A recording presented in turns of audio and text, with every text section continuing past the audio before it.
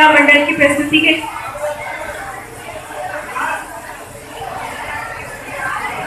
सभी स्त्रियां मंदिर में प्रवचन खत्म हो रहा है, फिर मंदिर से लौट रही है, तो उनके बीच क्या चर्चा होती है? ये 2 मिनट का संवाद है, सब शांति से बैठे, एंडिंग ही हो रही है, 2 मिनट का ये कार्यक्रम। तो सब क्या चर्चा करते हैं सुनते हैं।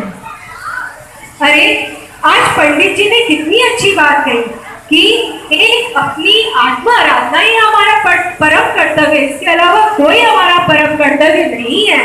सही बात है दीदी, पर हम स्त्रियां ही तो है, तो स्त्रियां ही तो क्या हुआ? सही कहा, हमारे लोगों की तो जिम्मेदारी खत्म नहीं होती, शाम होते होते चिंतन की स्थिति ही नहीं रह जाती है।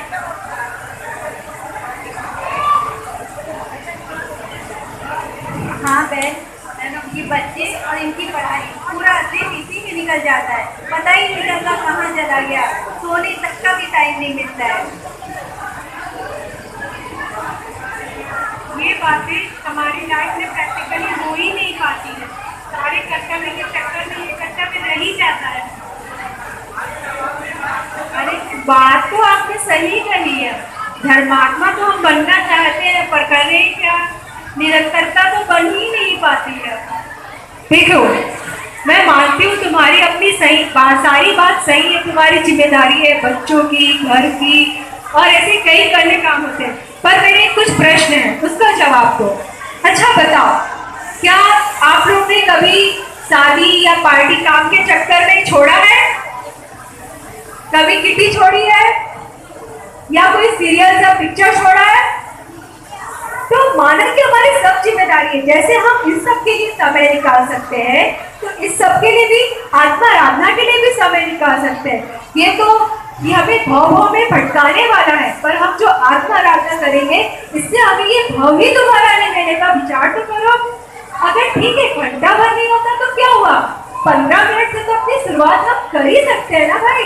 15 मिनट से शुरू करें अपना स्वाध्याय, है ना, 15 मिनट डेली स्वाध्याय शुरू करो, फिर धीरे धीरे आधी घंटा, फिर आधी, उससे और धीरे धीरे बढ़ाएंगे, उससे हमें जिनवाणी की बात समझ में आएगी और आनंद आने लगेगा और हमें समय भी निकल जाएगा। अच्छा, मुझे आपके चेहरे देख के एक बात समझ में आ रही है कि आप लोग कहते हो ना हमेशा कि हम सुन तो लेते हैं पर समझ नहीं आता, याद नहीं रहता, क्या करें, बार बार सुनते समझ में नहीं आता। तो एक बात पूछना चाहूंगी महिलाओं से, क्या उनको घर में जब पहली बार उन्होंने खाना बनाना सीखा था, फिर क्या वो छोड़ दिया था उन्होंने कि नहीं बना? तो करते रहे ना अभ्यास, करते करते आज अभ्यास तो हो गए, है ना। अच्छा एक बात और बताओ, घर में कौन सा सामान कहाँ है, घर में किसी क्या जरूरत है, क्या क्या करना है, ये सब आपको याद रहता कि नहीं रहता है?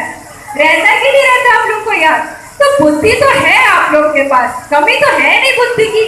तो ये सारे बहाने, अगर जैसे हमने उसमें अभ्यास किया तो ये भी हम करेंगे तो हो सकता है।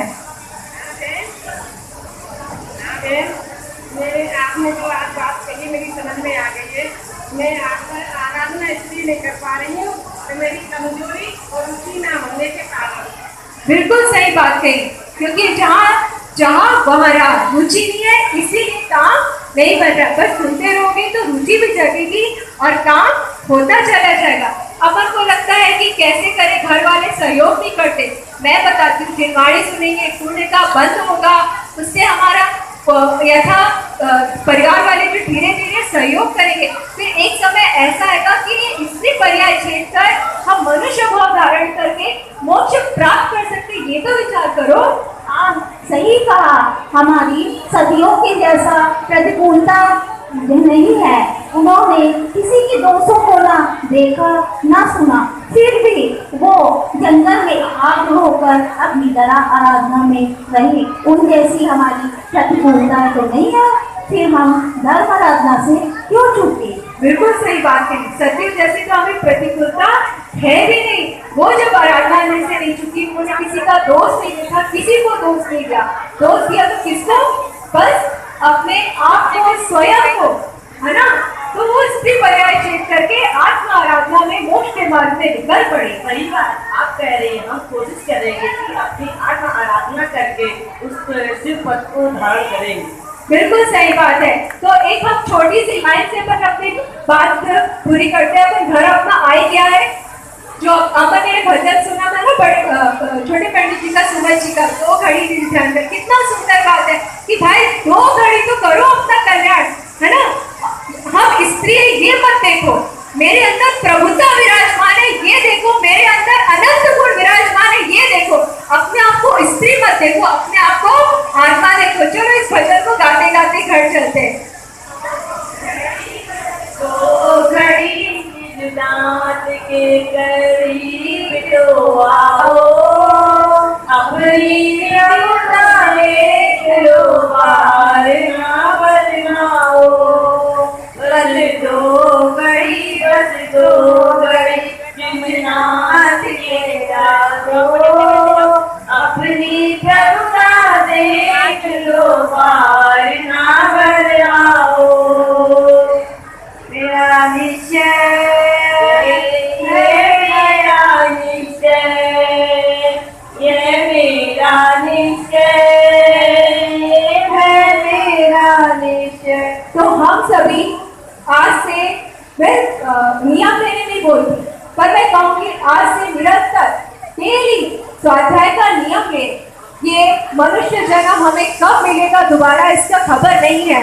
तो अगर अब हम इस आत्मराधा से चुके, फिर हमारा क्या होगा हम नहीं जानते। हम ये नहीं सोचे कि हम स्त्री हैं, हमारे अंदर भी प्रभुता है, हम भी मोक्ष के अधिकारी हैं, हम आत्मा है, भगवान आत्मा है। इसलिए आज से हम सभी प्रण लें कि स्वाध्याय कर अपनी आत्मराधा